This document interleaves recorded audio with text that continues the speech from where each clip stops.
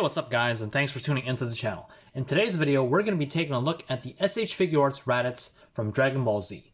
But before we get started, if you haven't yet already done so, be sure to subscribe and turn on notifications so you never miss another awesome review. So, starting off with the box, we see it's a fairly tall box, but not very wide.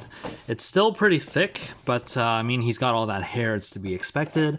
We got Raditz here as well as in Japanese. We got a nice dark brown background. We got him with his crossed arm pose right here. And here we do see that this is a P Bandai exclusive. Here we got him screaming at the top, on the side shooting his energy blast, looking all startled. Raditz got a big fist. On the bottom, again, crossed arms, hands, Raditz. On the side, Raditz.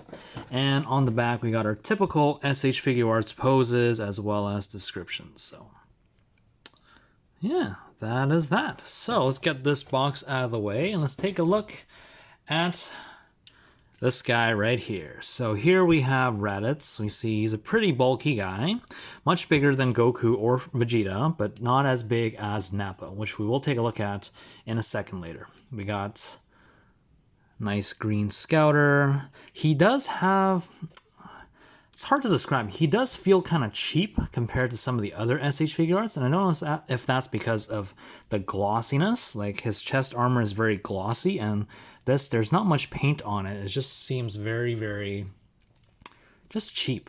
So I know he's not cheap. He's very expensive because he's a P Bandai figure, but he just has that cheap kind of feel to him, which I think isn't really the best, but that's okay. He has his armband as well as a leg band right here. He has his tail wrapped around his waist. He has these nice big gloves as well as these boots. And yeah, this is the hair. So a nice thing that they actually did about this guy's hair compared to, let's say, Super Saiyan 3 Goku's hair is that this is very thin. Like, it's big this way, of course, and it sticks out quite a bit, but it's thin. So it doesn't actually carry that much weight. And you can actually kind of fold it closer to his body.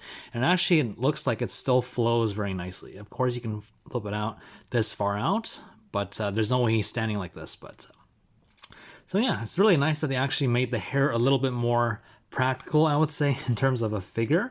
But yeah, it's a really nice touch. So there's the back behind the hair if you want to take a look. And that's where his tail comes from. It's very nice because there's actually a little bit of shading right there as well. So that is that. Now, in terms of articulation, you probably already saw hair is on a swivel hinge right in there, so you can get some pretty nice poses with the hair right there. Neck is actually, if you take this head off, you can actually see that there is a big reinforced hinge at the base of the neck, and that is attached to a ball joint, I believe, either a swivel or a ball joint into the neck. The base of the neck is on a ball joint, typical of SH Figuarts. Let's get this face back on. There we go. Now these shoulder pads are on double hinges, you can probably see there, so we can get some nice motion there to get the arms out of the way. We can get the arms forward this much for a butterfly joint. And we do have a ball joint there that can get rotation all the way around. We can get a lift that goes up that far, which is actually really amazing. That's probably the highest out of any SH Figuarts Dragon Ball figure. We have a bicep swivel, which is actually very tight in there. You can hear it squeaking. We have a double bend at the elbow that gets that much, as well as a ball hinge in the wrist. So there's that. Let's take a look at our waist. We have a crunch this far forward, as well as this far back. So not the best, but still okay. These hip skirts are on hinges, so they can flip up, just like so. And let's get them out of the way so we can take a look at the legs. We can kick forward this far. This tend to pop these things off, but there's that. I can kick back not very far because this guy's got a big butt. We can get a splits out this far. And also get thigh rotation right here as well. As for knees, we can bend just a little past 90. And for the ankles, we got a swivel hinge, not really a ball joint, and we also got a swivel into the foot as well as a toe pivot that goes up that much. So pretty standard SH Figuarts Articulation. Let's get this hip skirt back on. There we go. Pretty standard, nothing too crazy or special about this guy. All right, making sure he can stand. Let's take a look at some of the accessories that this guy comes with. Excuse me. So let's take a look at some of the faces that this guy comes with. So he comes with his regular face right there. We also have a screaming face. We also have a surprised looking face, focus, as well as a smirking face. Now, you probably noticed that all of these faces have only one ear, whereas the other ear is just a peg for the scouter. He does not have a face that has both ears, which kind of sucks, but it's not a end of the world. So to change the faces, what we're going to do is, you probably already saw, we're going to pop the face as well as the top part of this hair off. Now this is attached to the hair via just a small little peg right there and right there. And we're also going to remove the scouters, peel that right off. Let's make him smirk. So we're going to take the scouter's big square peg hole onto that square peg, give it a press, make sure it fits all the way in. Then we're going to take our hairpiece, take that peg you see right there, running through this hole on the top of his head. And that is good. We're going to put that onto this head piece, make sure everything lines up. And here we have Raditz with a different face. So yeah, very, very nice. Just going to leave him there, get these faces out of the way. Let's take a look at some of the hands. Now, I'm pretty sure we all know how to put these hands on by now, so I'm going to save us the time and not actually showcase that. And I probably will not showcase that in future Figuarts figures either, unless it's really something special or something different compared to the other ones. So here we have some open palm hands. And here we also have kind of claw, half open palm hands. And of course we have the fists that are on him right there. So that's it for the hands.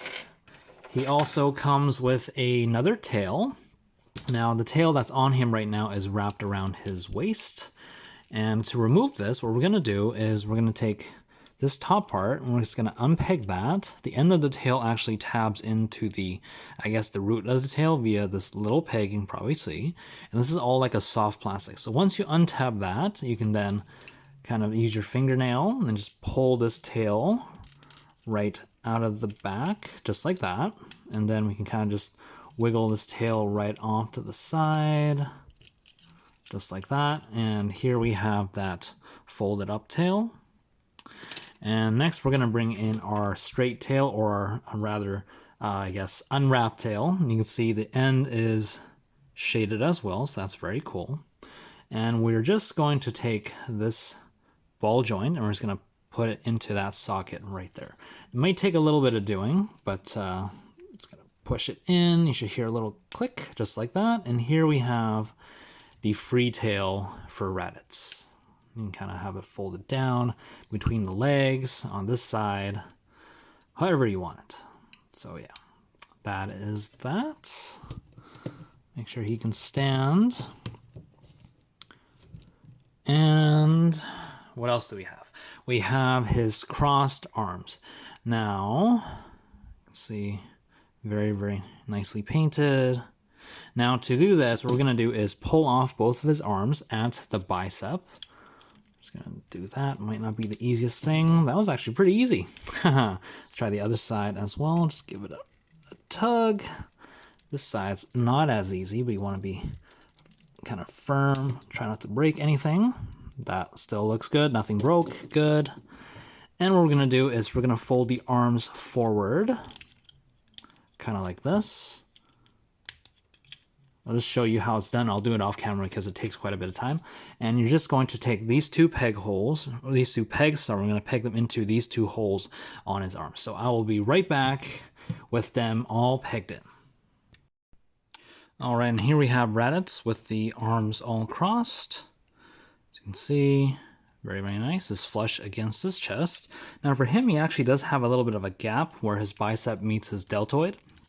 And you can even see it on both sides. There's like a kind of like a weird space, a little gap. There's more of a gap on this side.